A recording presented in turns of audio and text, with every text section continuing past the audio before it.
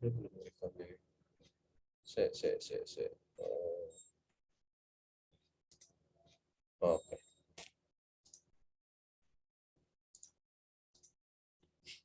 Oke ya, kita lanjut. Pertemuan kali ini kita akan ngebahas tentang Project Quality Management. Seperti yang tadi saya sampaikan bahwa setiap proyek, kemarin kita membuat sebuah project charter. Project charter di dalamnya ada quality management, kualitas ya. Di mana kualitas itu biasanya salah satunya ditentukan oleh perjanjian, oleh kontrak ya, oleh standar-standar yang harus dipatuhi bersama. Nah, itulah salah satu bentuk mutu, bentuk kualitas yang harus terpenuhi seperti itu. Umpamanya begini, pada saat pembuatan jalan gitu ya, desa umpamanya teman-teman dapat dana desa untuk perbaikan infrastruktur gitu. Padahal di dalam kontraknya jelas harus membuat ketebalan jalan itu, umpamanya katakanlah aspal itu setebal katakanlah 5 cm. Ternyata teman-teman kurangi menjadi 3 cm. Nah, itu artinya mengurangi kualitas seperti itu ya. Kemudian umpamanya harus menggunakan adukan, yaitu yang menggunakan automatic mixer umpamanya ya, tapi ternyata menggunakan konvensional, nyuruh orang-orang supaya bisa dikurangin. Nah, itu juga mengurangi kualitas ya. Jadi banyak contoh pengerjaan kualitas yang bisa menggagalkan proyek itu sendiri. Nah, kalau kita lagi-lagi ya berbicara mengenai project quality management itu isinya yaitu tentang pengetahuan dan proses yang diperlukan untuk memastikan produk dan kiriman dengan kualitas terbaik dihasilkan oleh sebuah proyek. Nah, tadi ya sudah dijelaskan bahwa quality management ini adalah serangkaian aktivitas gitu ya yang memastikan produk yang dibuat itu sesuai dengan yang ditentukan gitu. Nah, di mana ada yang disebut dengan kualitas, yaitu sama dengan tingkat, di mana seperangkat karakteristik melekat memenuhi persyaratan. Ya, tadi yang saya sebutkan ya. Grade, spesifik kinerja di mana produk diproduksi. Nah, jadi ada kualitas, ada grade istilahnya. Nah, kalau kita berbicara mengenai proses grupnya, bahwa di area ilmu pengetahuan, project quality management itu terdiri dari 3 proses ya. Yang pertama ada plan quality management, kemudian yang kedua ada perform quality assurance, dan yang ketiga ada control quality. Ya, di mana-mana proses ini masing-masing memiliki input, tool dan teknik serta output. Ya. Nah, nanti kita akan belajar sebetulnya apa yang dihasilkan dari project quality management ini gitu. Ya, ini akan banyak tools, banyak alat yang digunakan yang dijadikan sebagai bahan alat ukur kualitas proyek ya. Nah, kalau kita lihat di dalam perencanaan kualitas ya, di sini ada project management plan, stakeholder register yang kemarin kita buat ya. Kemudian requirement document, enterprise ya, environmental factor atau lingkungan organisasi, kemudian tools dan tekniknya apa? Tentu ada cost benefit analysis, ada cost of quality ya, 7 basic quality tools, benchmarking. Benchmarking ini adalah melihat pesaing, design experience, statistik sampling, additional quality plan dan meeting. Tentu outputnya adalah quality management plan, process improvement plan, quality metric, quality checklist, dan project document update. Nah, nanti kita akan belajar ya bersama-sama. Lalu ada perform quality assurance, di mana masing-masing memiliki quality management plan sama inputnya, kemudian tools dan tekniknya kurang lebih tadi sama, dan outputnya adalah change request, project management plan update, project dokumen update, dan organisasi aset update. Sementara di dalam pengawasan ataupun kontrol, nah ini yang paling penting kalau kita berbicara tentang quality, itu adanya di kontrol ya, di sini. Yaitu ada quality metric, quality checklist, ya, work performance data, approve, change request, deliverable, project dokumen, dan organisasi proses aset. Sementara tool dan tekniknya, 7 basic quality tool, statistik sampling, ya, inspection, approve, kemudian untuk outputnya ada quality control, ada validate change, kemudian validate deliverable, kemudian work performance information, kemudian change request, project management plan update, dan project document update, serta organization proses aset update. Nah, nanti supaya nggak pusing, kita akan langsung melihat ataupun praktek sepertinya apa sih output daripada project quality management plan ini, gitu ya. Ini tadi sudah kita jelaskan, ya. Nah, continuous improvement ini adalah sebuah perbaikan yang sustainable atau terus-menerus.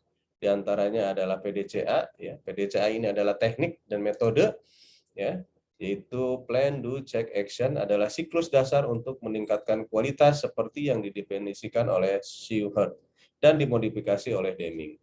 Nah, selain itu juga ada yang disebut dengan TQM, ya, Total Quality Management. Nah, ini biasanya nanti teman-teman pada saat bergabung di industri yang besar itu nanti sudah tidak akan heran mendengar istilah-istilah ini ya, PDCA, TQM, kemudian Six Sigma, dan lain sebagainya.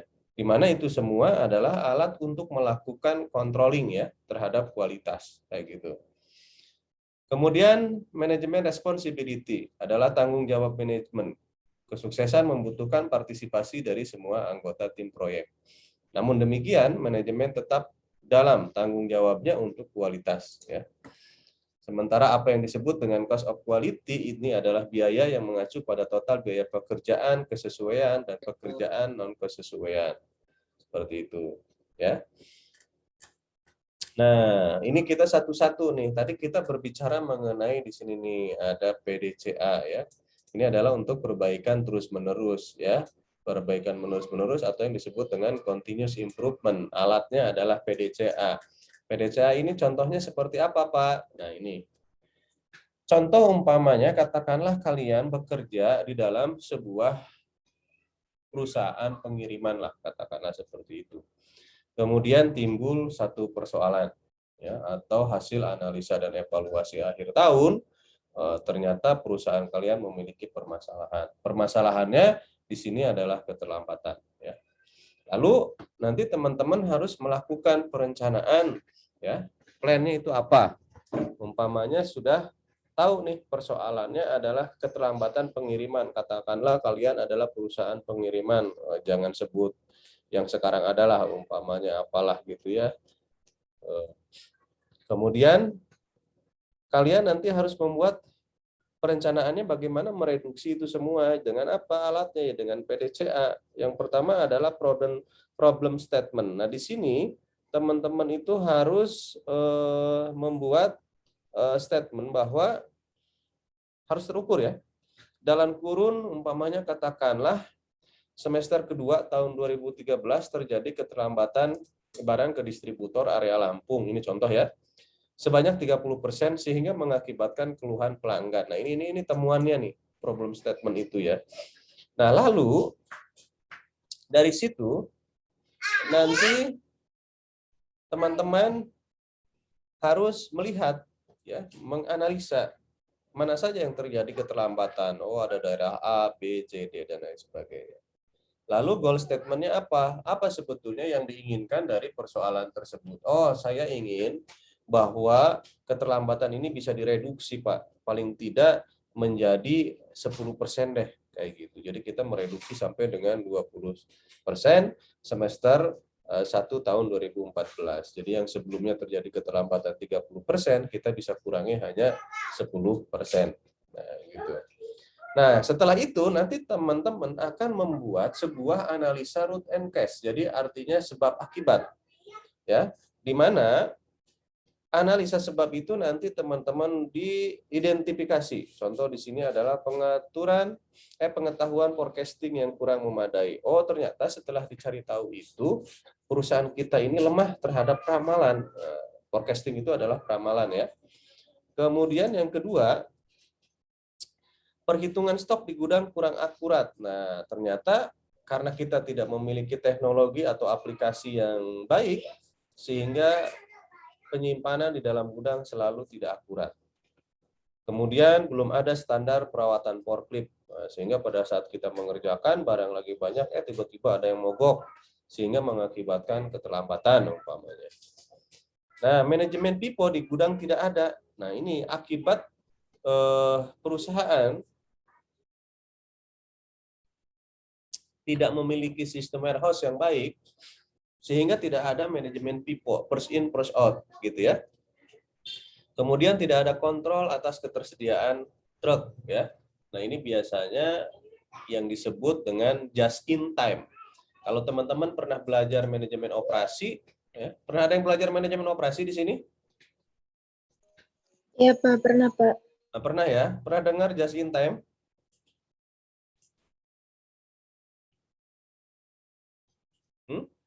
Belajar apa di manajemen operasi? Itu kunci loh. Wis, lupa Pak. Nah, setelah itu semua dilakukan, maka do-nya apa? Oh, tadi kan, pengetahuan forecasting yang kurang memadai, artinya perusahaan perlu melakukan training, perlu melakukan pelatihan terkait dengan masalah supply chain management. Terus yang kedua, perhitungan stok di gudang kurang akurat. Artinya perlu stok oknam secara periodik. Nah, ini nanti dibuatkan SOP. Kemudian tidak ada standar perawatan forklift. Nah, artinya berarti perlu dibuatkan standar perawatan. Manajemen pipo di gudang tidak ada. Artinya teman-teman perlu melakukan audit terhadap kegiatan administrasi keluar masuk barang, ya. Atau nanti katakanlah dibuat menggunakan sistem IT seperti itu. Kemudian tidak ada kontrol atas ketersediaan truk. Artinya teman-teman bisa bekerja sama dengan beberapa vendor transporter. Ya, jadi tidak selalu harus perusahaan itu memiliki kendaraan sendiri. Nah, seperti itu. Lalu sekarang masuk ke dalam proses cek, ya, PDCA itu cek. Nah, ini adalah data setelah melakukan improvement, ya, perbaikan. Stok 1 dan seterusnya kalian analisa. Oh, ternyata setelah perbaikan, maka persentase keterlambatan pengiriman ke area Lampung turun dari 30 menjadi 9,8% pada semester 1 tahun 2004.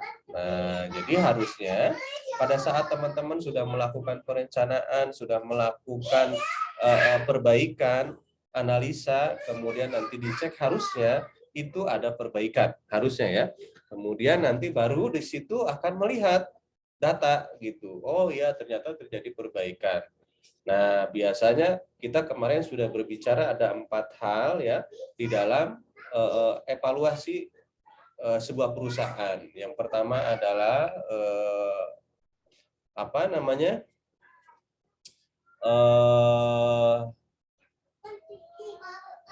Bisnis proses, kemudian keuangan, kemudian learning and growth yaitu sumber daya, dan yang terakhir adalah perspektif konsumen. Jadi ada 4 perspektif ya. Di sini adalah salah satunya, perspektif konsumen. Artinya terjadi peningkatan kepuasan pelanggan Pak setelah kami melakukan riset awal umpamanya.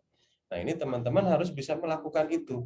Ya, kalau di tataran manajer nanti harus bisa melakukan riset. Riset itu menjadi sangat penting. Ya, asal teman-teman tahu, saya kasih tahu dari sekarang, nanti kalau menjelang skripsi, usahakan untuk melakukan analisa data menggunakan SPSS ataupun SEM, usahakan dengan kemampuan sendiri. Usahakan dengan kemengertian sendiri. Toolsnya install sendiri di komputer ya, sehingga lebih benar-benar memahami.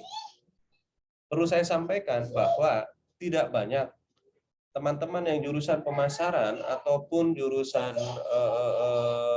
kalau kita kan hanya ada SDM pemasarannya untuk yang manajemennya.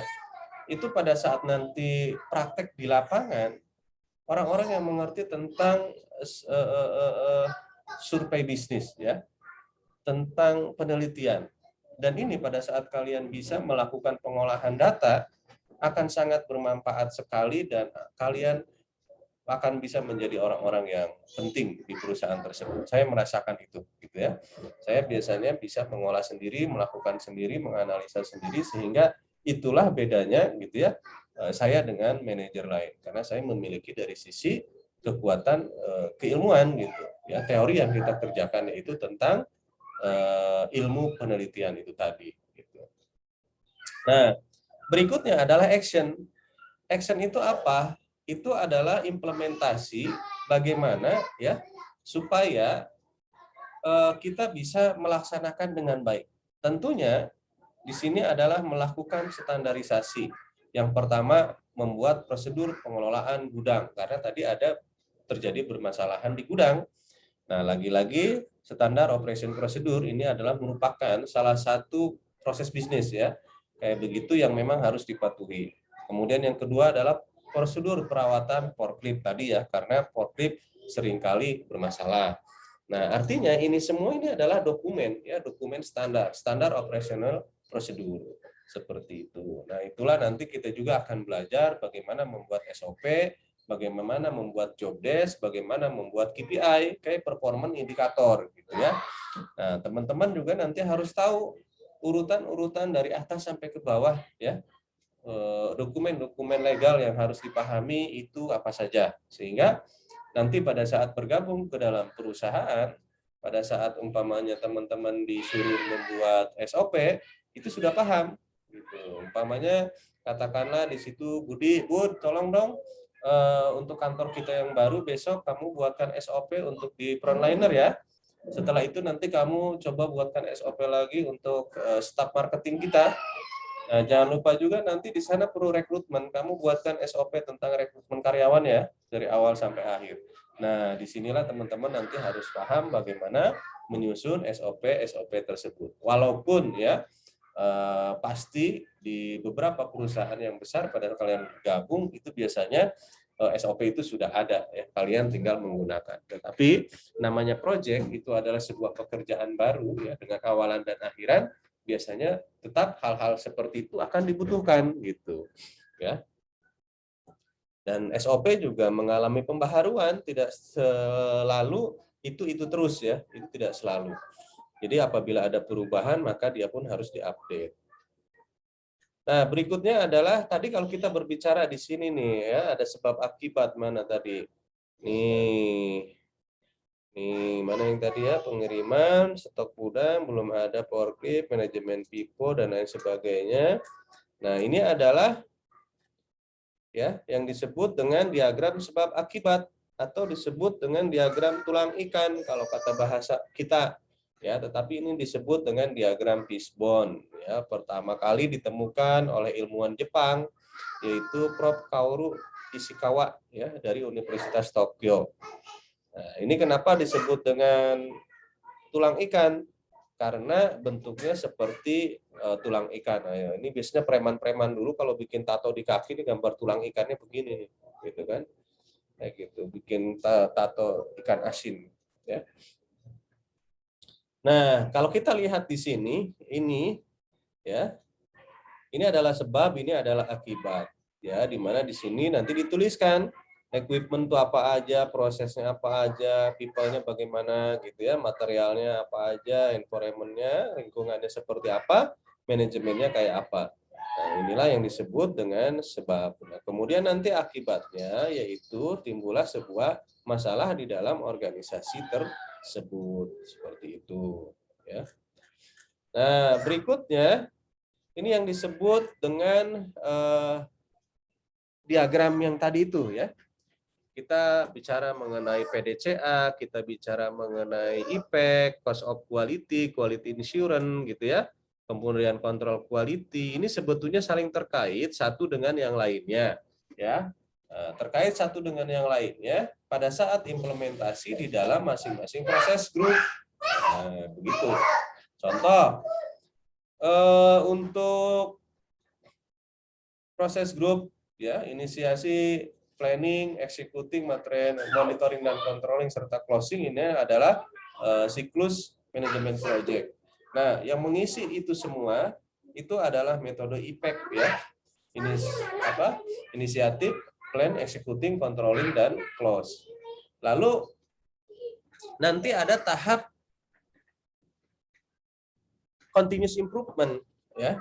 Perbaikan berkelanjutan. Itu adanya di mana? Oh, dia adanya di proses group plan, executing, sama di monitoring. Di mana prosesnya adalah plan, do, kemudian check dan action. Kemudian nanti dia looping ke belakang ya, balik lagi.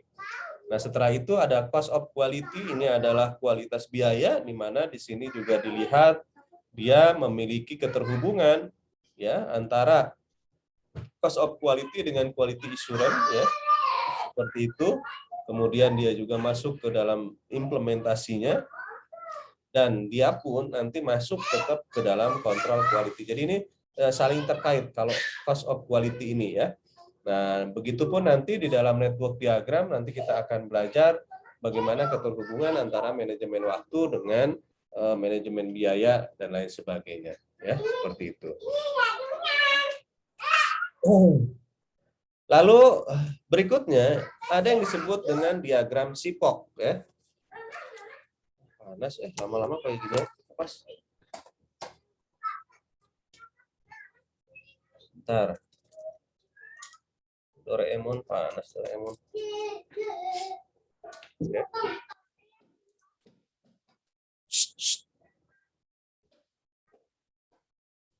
Yang tadi kita pelajari dari awal ya. Semua metode ini mulai dari PDCA, tulang ikan, fishbone ya, sampai dengan IPEC, cost quality control, quality assurance dan lain sebagainya. Ini semuanya adalah dokumen. Ini semuanya adalah kertas di mana kalian harus paham ya, bagaimana menggunakan kertas-kertas kerja ini semua ya. Ini adalah metode. Nah, di samping ini yang sedang kita hadapi ini yang disebut diagram SIPOC ya. Nah, SIPOC ini apa? Ini adalah alat visual yang digunakan untuk mendokumentasikan proses bisnis dari awal hingga akhir, berfungsi untuk mengidentifikasi elemen yang relevan dari perbaikan yang akan dikerjakan ya. Nah, identifikasi SIPOC ini biasanya dilakukan sebelum proyek perbaikan ya, atau yang disebut dengan proses improvement. Nah, di dalam metodologi Six Sigma, SIPOC digunakan ya dalam tahap define ya, menentukan tuh di awal ya. Dalam Six Sigma untuk mendefinisikan dan menyelesaikan permasalahan yang akan diselesaikan beserta biaya, manfaat dan dampak terhadap pelanggan ya, customer. Nah, SIPOC ini ya, ini biasanya mengidentifikasi stakeholders ya. Contoh umpamanya begini, kalian memiliki ataupun sedang bekerja dalam sebuah perusahaan katakanlah smartphone ya, smartphone ya, anggaplah merek X gitu, sehingga ya nanti teman-teman harus berbicara ya mengenai proses itu semua dari awal sampai dengan akhir. Contoh, oh kita kemarin kan butuh supplier, ya. Supplier itu kita tulis di awal. Apa aja sih? Oh dia supply katakanlah display. Oh dia ternyata supply juga umpamanya baterai. Oh dia supply juga umpamanya perusahaan apalagi plastik gitu untuk casing ya. Nah, kemudian nanti inputnya apa nih si supplier A tadi? Ya. Katakanlah supplier yang mengirimkan layar itu katakanlah PTA. PTA A itu inputnya adalah display. Ya, nanti prosesnya di mana nih? Oh, dia prosesnya pada saat assembling ya ataupun pada saat perakitan. Nah, outputnya nanti apa? Outputnya itu adalah sebuah handphone yang sudah ada displaynya. Nah, nanti kemudian customernya siapa nih nanti ke depan kayak begitu ya. Nah, itu harus dituliskan satu-satu. Ya, requirement list-nya apa, measurement list-nya apa. Nah, ini dituliskan secara detail ya.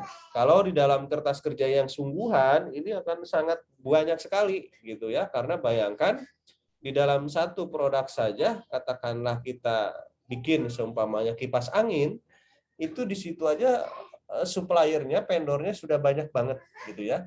katakanlah siapa nanti yang akan menyuplai katakanlah besinya, siapa yang akan menyuplai baling-balingnya plastik ya. Kemudian siapa yang akan menyuplai kerangkanya tuh, tutupnya tuh, ya. Kemudian nanti siapa yang akan menyuplai kabel-kabelnya, ya. Kemudian nanti siapa yang akan menyuplai remote-nya, umpamanya kipas angin zaman sekarang kan sudah ada remote-nya tuh, ya. Kemudian nanti siapa yang akan menyuplai elektrikalnya di dalam kipas itu. Jadi sangat banyak sekali para vendor ataupun para supplier yang terlibat di dalam proses pekerjaan produk kita gitu. Nah, sehingga itulah yang teman-teman harus identifikasi gitu. Oke, berikutnya ini adalah diagram SIPOK berbeda lagi ya. Jadi kalau kita berbicara Pak, sebetulnya diagram SIPOK itu yang benar yang mana? Ya, jadi tidak ada hal yang memang harus ngikutin seperti ini itu tidak ya, tapi pada prinsipnya ini sama aja ya. Jadi ada supplier, nih contoh nih PTA, inputnya apa? Baterai, prosesnya apa? Oh, assembly. Outputnya apa nanti? Oh, dia akan menjadi smartphone versi 5. Customernya siapa? Customernya adalah distributor X1, X2 dan seterusnya.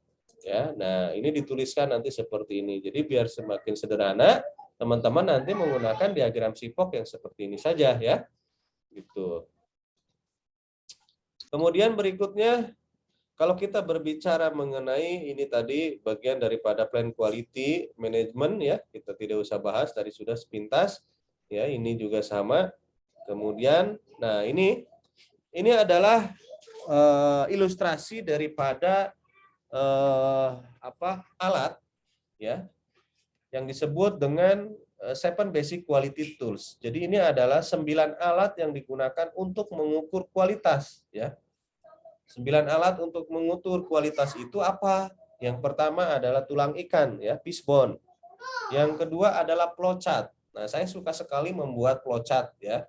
Karena apa? Ini adalah bagian daripada proses yang harus dilalui yang kemudian akan menjadi sebuah standar ya. Apalagi saya orang IT, membuat flowchart, membuat sequential diagram ini menjadi hal yang sangat penting gitu. Kemudian berikutnya adalah membuat check sheet ya. Check sheet ini adalah checklist di mana bagaimana kategori itu dituliskan ya, dan lain sebagainya. Kemudian ada Pareto diagram, ya, ada histogram, kemudian control chart, kemudian scatter diagram dan lain sebagainya.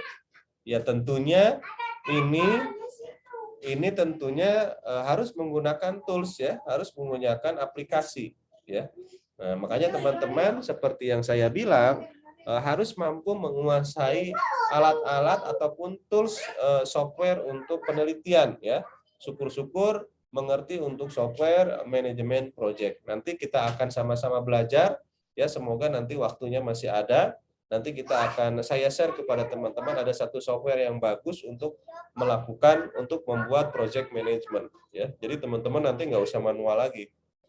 Nah, di dalam pembelajaran ini kenapa kita harus belajar manual? Karena minimal kita tahu secara konsep dasar ataupun teori dasarnya dulu gitu ya. Jangan langsung ke dalam alatnya.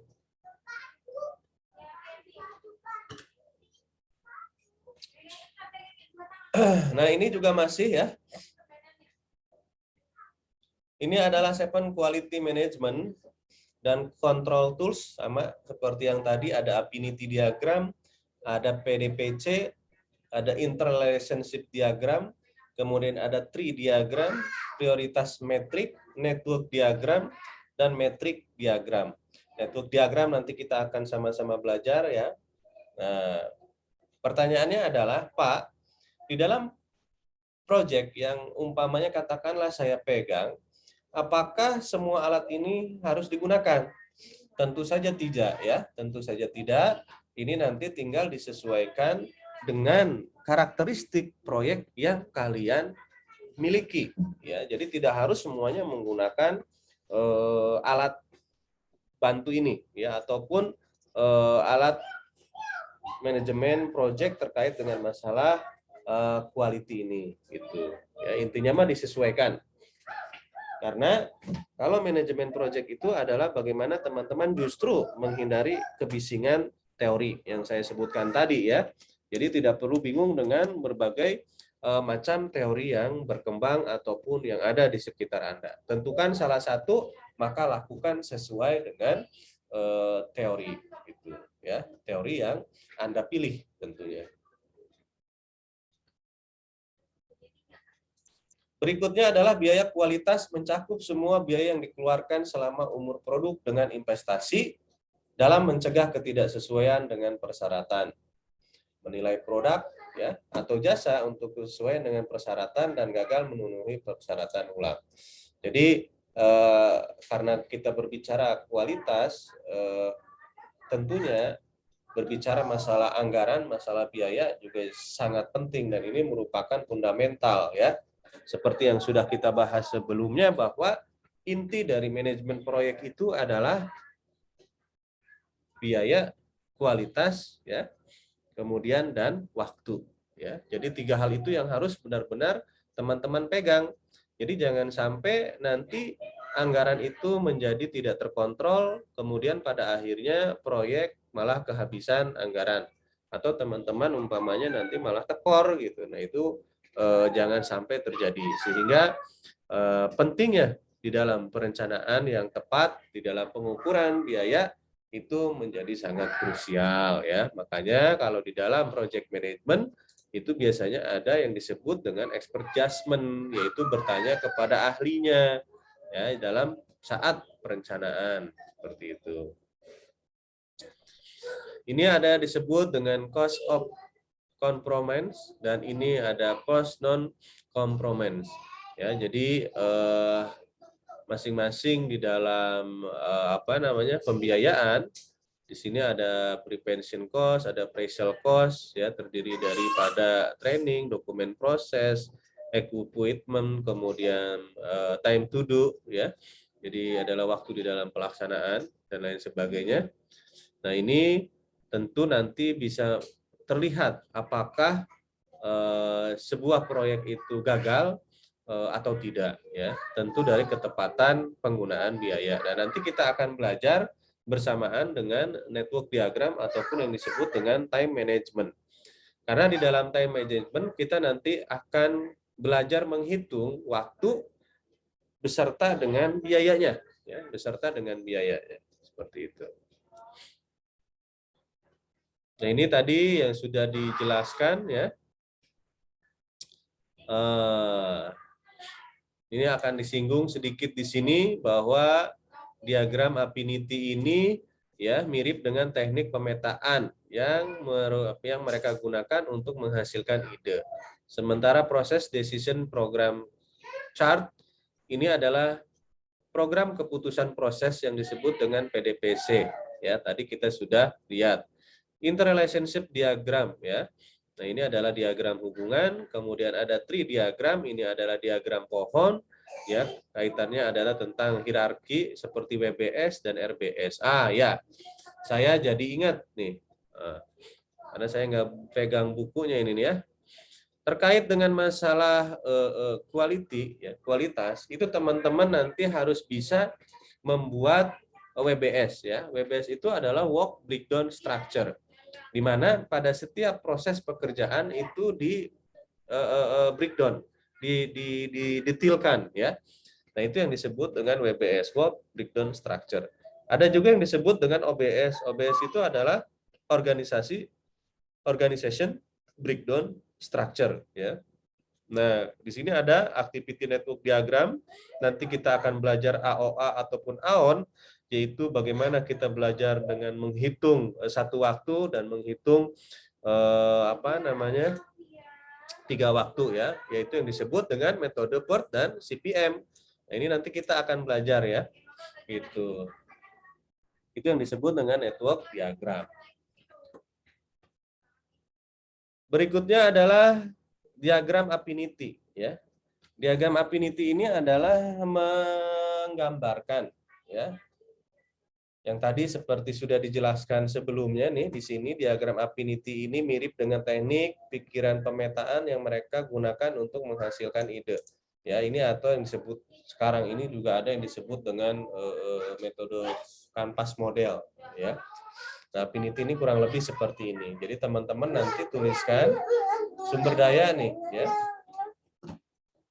Di sini ada man ya, material, machine dan environment. Umpamanya manusia nih ya, perlu meningkatkan pelatihan operator. Pelatih kurang serius dalam melakukan pelatihan, tidak ada perlengkapan yang memadai saat pelatihan. Nah, ini nanti dituliskan dari sisi persoalan sumber daya manusia. Lalu bagaimana dari materialnya? Oh, bahan baku tidak diinspeksi sebelum masuk ke dalam produksi. Kotak bahan baku tidak standar. Lalu mesinnya bagaimana? Waktu perawatan masih sangat singkat, tidak ada pencatatan dan lain sebagainya.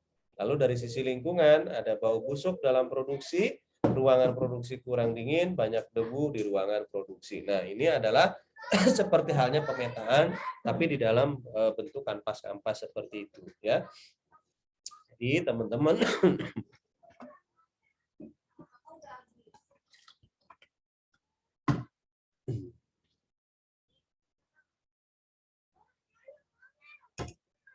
di dalam memetakan pekerjaan, ya, entah itu di dalam project management nanti pada saat teman-teman lakukan apapun itu modelnya, apapun itu proyeknya, silahkan dikelompokkan dulu, ya.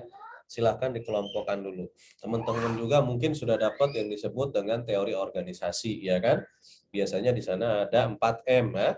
Man, material, mesin, metode, umpamanya gitu. Bagaimana orangnya, bagaimana materialnya, bagaimana duitnya, bagaimana caranya, ya, dikelompokkan dulu seperti itu. Berikutnya adalah habis. Nah, ya.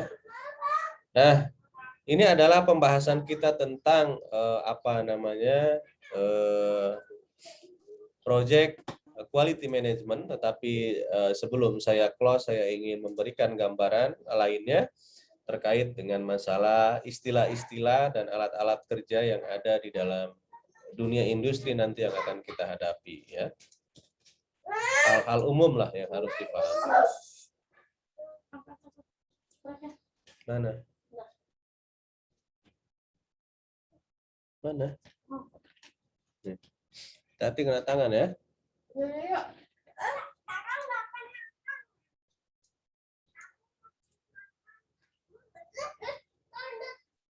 Oke, sebentar. Nah.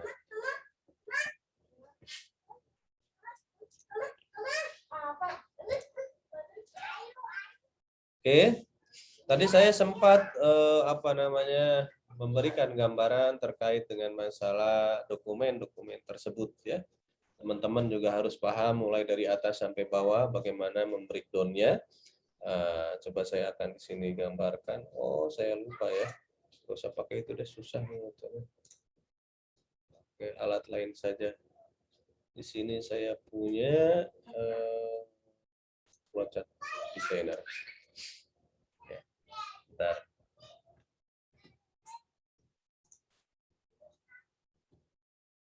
Oke. Nah, saya share dulu.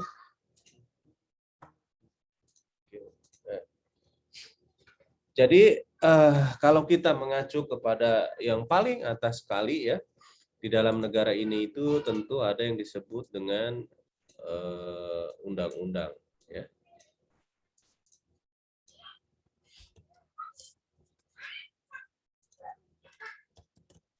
Ya, ada undang-undang. Kalau kita dalam perusahaan, ya ada undang-undang perusahaan, ada undang-undang ketenagakerjaan dan lain sebagainya, gitu ya.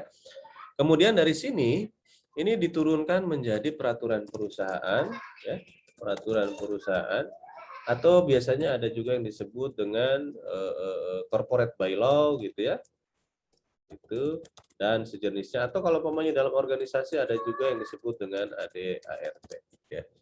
Nah, dari sini turun, ya, turun menjadi apa?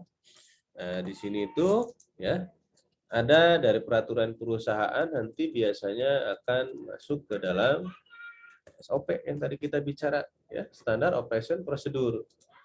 Dari standar operation prosedur, ya, maka akan ada orang yang mengerjakan, ya. Nah, di sana berarti ada job desk. Nah, begini urut-urutannya, ya. Ada job desk. Nah, job desk ini untuk melaksanakan, ya, pekerjaan yang telah ditentukan, itu namanya job deskripsi. Lalu bagaimana ngukurnya gitu bahwa seorang tersebut itu bekerja dengan benar, hasilnya tercapai atau tidak? Maka di bawahnya itu ada yang disebut dengan Key Performance Indicator ya, KPI. Nah, seperti ini. Nah, seperti ini urutannya ya, saudara-saudara. Nah, seperti ini. Hal-hal yang seperti inilah yang harus teman-teman nanti pahami. Ya, bagaimana kita membuat sebuah aturan perusahaan, bagaimana membuat SOP, bagaimana membuat job desk, KPI dan lain sebagainya. Ya, sebetulnya di sini biasanya suka ada lagi nih, gitu yang di sampingnya ini adalah katakanlah kebijakan perusahaan, kebijakan direktur, gitu ya. Nah, kebijakan direktur biasanya. Nah, seperti ini. Ya. Ini adalah dokumen-dokumen yang harus kawan-kawan pahami ya, dan harus bisa buat gitu, karena semua ini adalah legal aspek kayak gitu. Nah, SOP ini biasanya nanti ada juga yang berbasis apa namanya flowchart ya, seperti ini. Ada juga yang disebut apa? Ada juga ya udah kalau habis ya. Nah, flowchart ada juga yang dibuat dengan naratif seperti itu. Nah, kalau job desk ini biasanya dibuat dengan cara naratif ya. Naratif dengan kolom-kolom tertentu yang telah ditentukan dan tentunya ada standar ya. Kemudian KPI juga sama, ini naratif ya. Naratif kemudian dengan kolom-kolom standar yang telah ditentukan ya. Nah, nanti naratif plus dengan ada rumus kalau di sini ya. Ada rumus ya.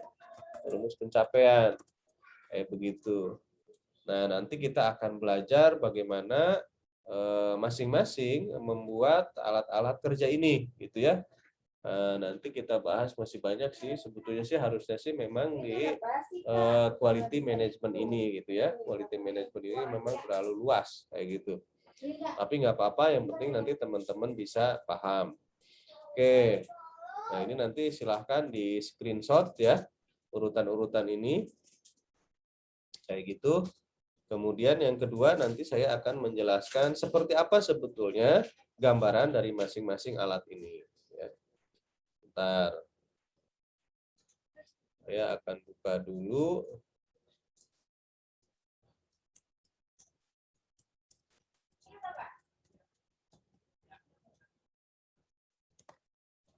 Oke.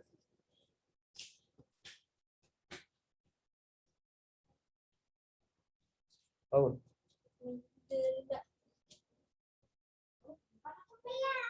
bisa. Kau tahu dia punya Garinda? Hah?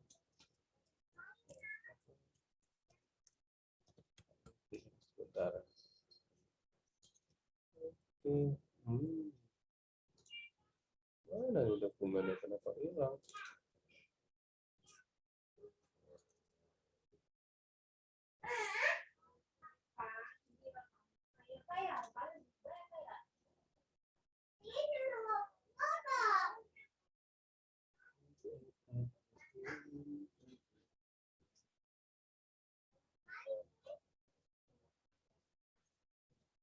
Undang-undang perseroan terbatas.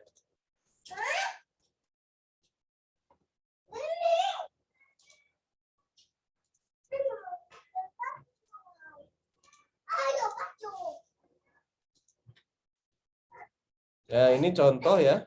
Kalau kita mengerucut kepada ke atas gitu ya, di level negara ini ada undang-undang tentang katakanlah ketenagakerjaan, undang-undang industri ya. Kemudian kalau kita turunkan tadi ke perusahaan, di sana itu ada yang disebut dengan SOP ya, atau peraturan perusahaan. Peraturan perusahaan di sini saya ada nggak ya? Ada sih. Sebentar. Peraturan perusahaan. Contoh aja ini ya. Nah, ini perontesan perusahaan. Nah, seperti ini. Ini adalah contoh peraturan perusahaan salah satu PT ya yang teman-teman harus ketahui. Di sini melingkupi ada hubungan kerja, hak kerja dan kewajiban, larangan, jabatan, kesejahteraan. Semua ini harus tercantum di dalam aturan ini ya, karena ini memiliki dasar hukum yaitu ada di perusahaan dan di ketenagakerjaan. Perusahaan itu selalu mengacu kepada ketenagakerjaan gitu. Di sini ada PHK karena apa itu harus dituliskan secara lengkap. Kemudian berikutnya ya, itu ada SOP. Nah, SOP ini seperti apa? Ini adalah standar operation procedure ya. Nah, di sini banyak contoh SOP. Ini ada SOP direktur segala macam, banyak sekali lah. Kita lihat di sini SOP keamanan hotel yang paling gampang. Nah, ini SOP ini biasanya dituliskan atau digambarkan dengan alur proses seperti ini, boleh juga ya, atau nanti menggunakan naratif juga nggak masalah. Yang penting kuncinya adalah seluruh tim bisa mengerti ya.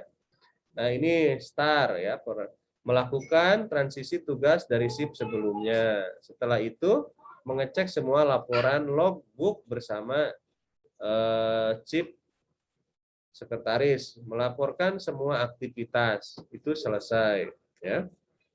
Kemudian dia melakukan pengecekan kegiatan hari baru di pagi hari. Ya, pengecekan kesiapan karyawan shift 1, mengecek area hotel dan parkiran ya.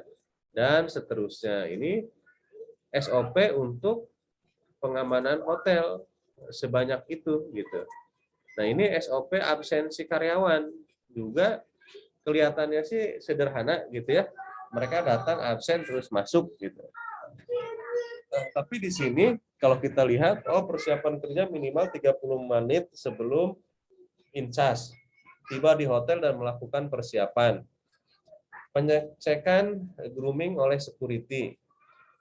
Jika dia rapi, maka dia lanjut nih melakukan skin finger. Tapi jika dia tidak rapi, dia suruh balik lagi nih, suruh melakukan persiapan, gitu ya.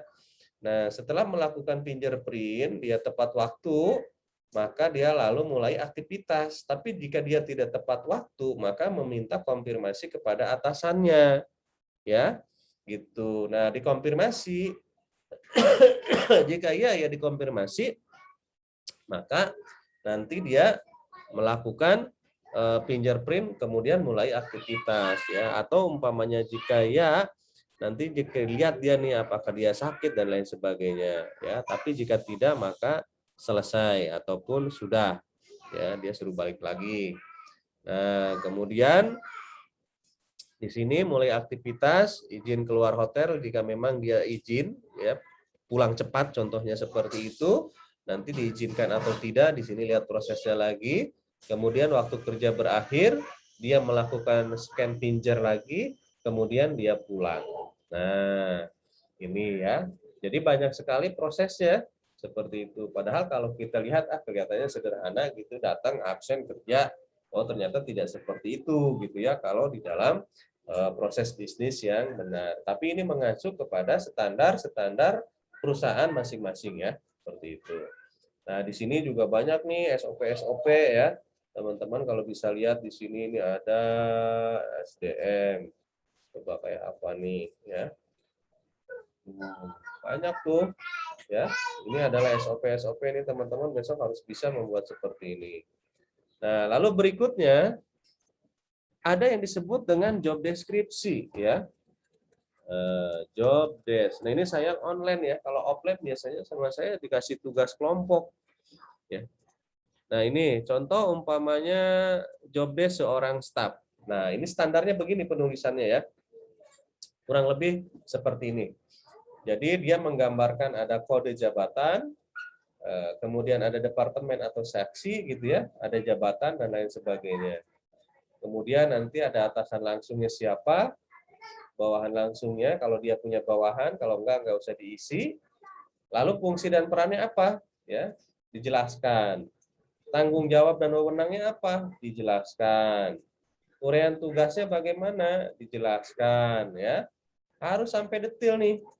Karena ini adalah bagian dari pekerjaan dia yang harus dilakukan, seperti itu.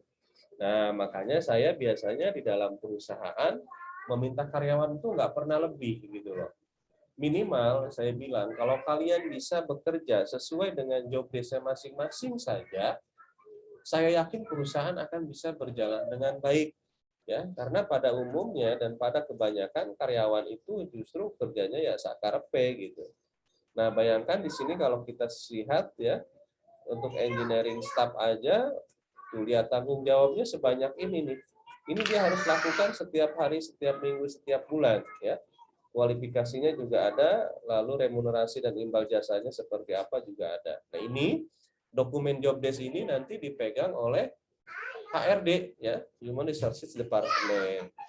Nah, setelah job desk ini dibuat seperti ini, maka lahirlah, ya, nanti dia bisa nggak nih melakukan tanggung jawab dan wewenang yang ini, ya, bisa nggak dia melaksanakan tugas yang ini. Maka ini dilihatnya dari apa? Dilihatnya itu dari KPI, ya, Key Performance Indicator. Nah, ini ya, dari KPI. Nah, ini KPI bagian SDM. Kita lihat. Di dalam Key Performance Indicator, poin akhir itu harus 100%. Ya.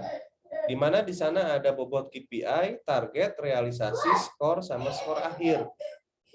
Nah, makanya kenapa kita di dalam perkuliahan teman-teman harus benar-benar belajar mengenai penelitian. Harus tahu variabel dan indikator. Karena nanti di perusahaan juga dipakai.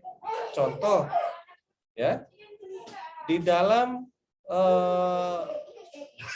SDM nih, ada di sini bagian rekrutmen, ada pelatihan dan pengembangan, pengembangan organisasi dan hubungan karyawan, ya. Ini nanti dituliskan. Nah, di dalam rekrutmen nanti subnya kebagi berapa lagi? Begitu, ya. Nanti nilai ketercapaiannya berapa sehingga nanti ditemukanlah skor akhirnya berapa, yang inilah nilai dia. Nah, nilai seseorang ini berpengaruh ke apa? Macam-macam, ya. Bisa ke kenaikan jabatan, bisa ke gaji, bisa ke remunerasi dan lain sebagainya, ya. Nah, itu. Nah, ini sebetulnya harus lebih advance lagi kita bicara mengenai KPI, ya. Seperti itu. Nah, ini contoh lagi, ya. Jadi KPI ini juga nanti banyak di dalam perusahaan, nggak hanya satu, ya. Jadi kalau KPI itu melekat kepada orangnya, kalau KPI perorangan. Kalau KPI bagian berarti nanti melekat ke bagian, ya. Tetapi kalau SOP, SOP itu melekat kepada jabatan dan bagian, ya. Seperti itu. Nah, itu nanti perbedaannya. Ya. Oke.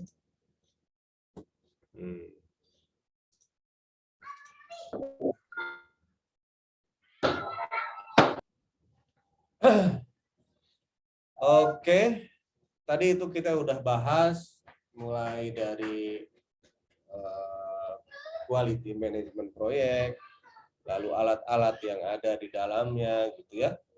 Kemudian sampai dengan aturan, job desk, ya, SOP, sampai dengan KPI. Nah, ini sebetulnya kalau ditugaskan untuk kalian banyak jadinya, ya. Bikin diagram PDCA, bikin fishbone, bikin SOP, bikin job desk, bikin KPI dari yang kalian kemarin kerjakan. Gimana tuh? Sehari jadi nggak tuh? Bikin dokumen-dokumen kayak tadi tuh. Hah? Nah, ini makanya kalau offline itu sebetulnya seru. Kita bisa apa namanya, simulasi itu, ya. Simulasi. Sebentar. Saya ngelihat punya kalian dulu.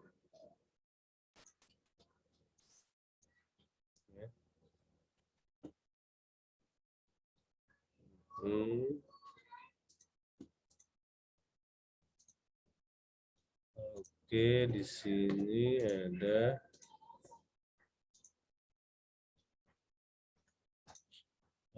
ini siapa nih? Ya, dulu.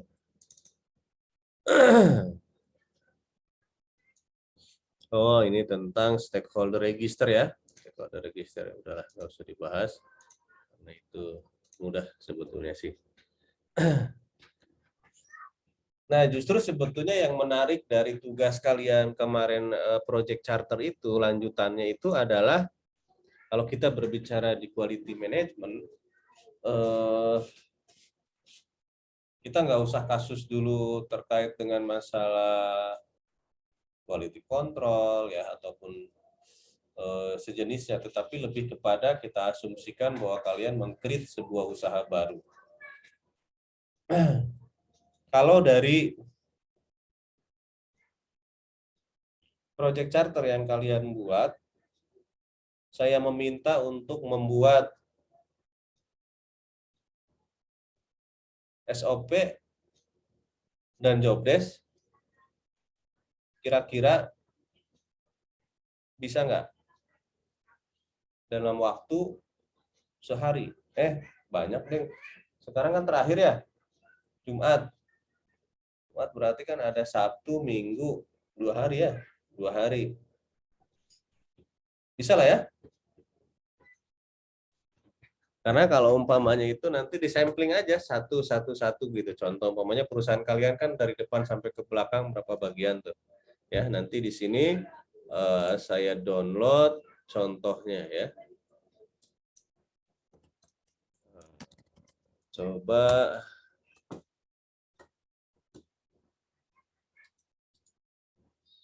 job desk, kemudian ada SOP.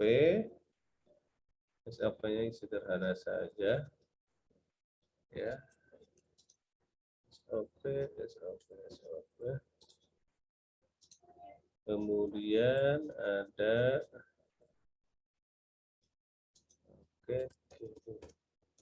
apa tadi? Job desk sama SOP. Udahlah 2 aja lah. Kesian nanti lah banyak-banyak. Bukannya kelar malah ambiar. Nah.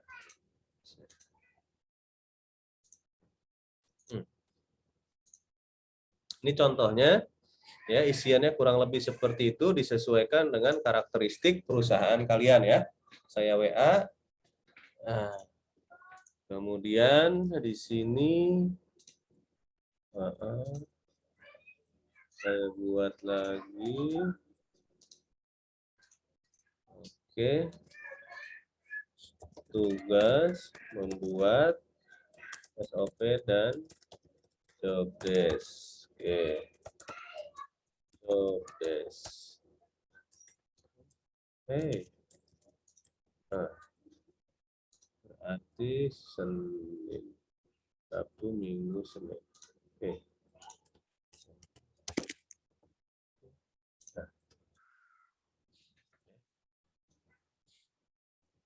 Nah, itu nanti pertemuan berikutnya saya minta teman-teman untuk membuat SOP dan job desk dari project charter ataupun perusahaan yang kalian buat di awal.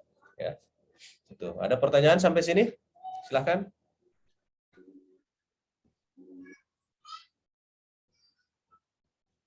Ada pertanyaan?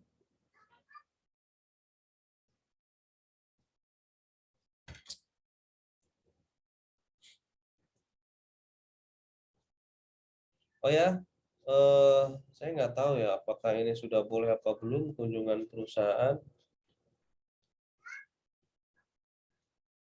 Coba nanti saya tanya apakah ada metode lain kunjungan ke perusahaan, katakanlah umpamanya nanti kita mengadakan virtual ya, virtual bisa dengan para manajer atau nanti saya akan ngelobi presiden chapter saya ya untuk bisa memberikan ceramah di depan kalian ya terkait dengan masalah project management ya. Semoga nanti beliau bersedia seperti itu sehingga nanti ada experience tersendiri kayak gitu. Oke, kalau tidak ada pertanyaan paling nanti saya absen saja.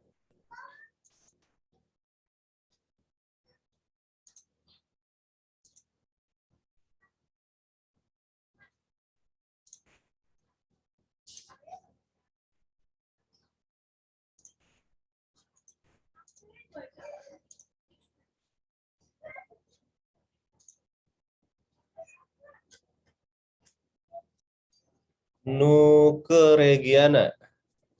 Hadir, Pak. Rizky Anugrah. Hadir, Pak. Riki Yanto. Hadir, Pak. Sonia. Hadir, Pak. Vicky. Vicky Abdurrahman. Hadir, Pak. Sapriani. Hadir, Pak. Arpi Bahrul Azhar. Hadir, Pak. Didi Perdian. Sah. Hadir, Pak. Muhammad Amin Mubarak. Hadir, Pak. Heriansa. Bayu Adi Susanto. Hadir, Pak. Muhammad Royhan. Hadir, Pak. Zikri Faturrahman. Hadir, Pak. Septiana Adipiola. Hadir, Pak. Muhammad Wildan Garnida. Hadir, Pak. Trisnawati. Hadir, Pak. Muhammad Iman. Hadir, Pak. Muhammad Iman hadir, Pak. Siti Karmila. Hadir, Pak. Oke. Siti Zain Emirusahi.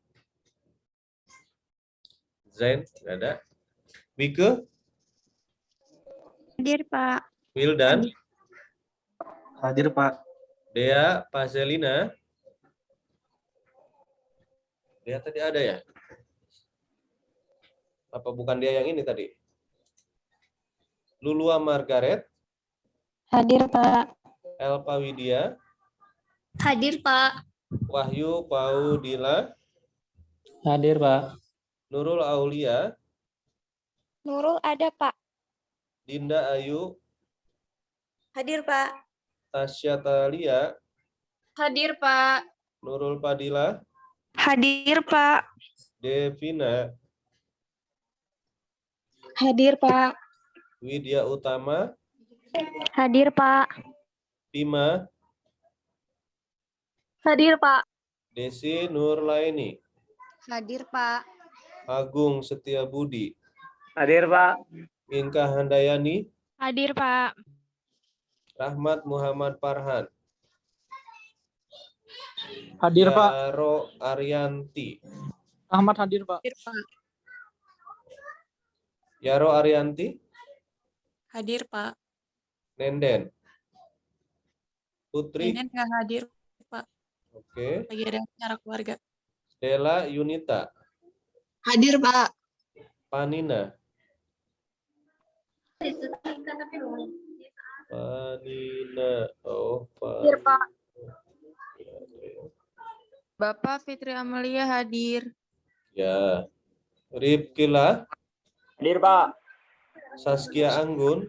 Pak, tadi Hadir, Muhammad Pak. Iman hadir nggak, Pak? Hadir. Syahrandi. Hadir, Pak. Dea Lestari. Hadir, Pak. Fitriani. Hadir, Pak. Fitriani. Pebi. Fitriana. Hadir, Pak. Febi ada, Pak. Piani. Pauziana. Selpiani hadir, Pak. Selpiani hadir. Pak, Oke. sebelum di absen, Pak. Siapa kamu? Iis. Iis Dahlia. Iis Desti Ismayasari. Oh, Ismaya Sari. Ismaya Sari Bakti itu bos loh. Udah nih absen. Iis Desi Ismaya Sari. Kamu orang Tasik? Bukan, Pak, orang Majalengka. Oh, kirain orang Tasik karena bos Maya Sari itu yang punya orang Tasik. Nggak ada hubungannya? Enggak, Pak. Kali saudaraan gitu sama pengusaha Maya Sari. Enggak. Nah, oke. Nanti tolong dikerjakan sesuai dengan proyek charter perusahaan yang kalian kemarin buat ya. Saya minta nggak usah lengkap-lengkap dari awal sampai ke belakang untuk job desk dan SOP-nya, tapi paling tidak kalian bisa memilih salah satu bagian di antara yang ada di perusahaan kalian yang kalian anggap paling penting, gitu ya. Nah, nanti kita akan sama-sama lihat seperti apa secara random. Baik, itu dulu pertemuan kita kali ini ya. Saya ucapkan terima kasih. Kalian masih penuh semangat mengikuti pembelajaran kita, pelatihan kita, dan tetap patuhi protokol COVID-19. Karena kalian sudah di kampung masing-masing, saya nggak tahu nih ada yang mudik atau tidak, ya. Tapi kalau mau mudik, mudik aja, biarin aja pemerintah sih sibuk dengan larangannya. Ya. Ya, begitu. Tapi yang paling penting adalah kalian harus mematuhi protokol COVID-19 supaya kita semua bisa selamat, bisa sehat, ya. Amin. Baik, itu dulu perjumpaan kita malam ini. Besok Senin kita lanjut kembali di materi yang berbeda. Assalamualaikum warahmatullahi wabarakatuh. Waalaikumsalam warahmatullahi wabarakatuh. Terima kasih, Terima kasih, Pak. Pak. Oke, Makasih, Pak. sama-sama. Makasih, Pak.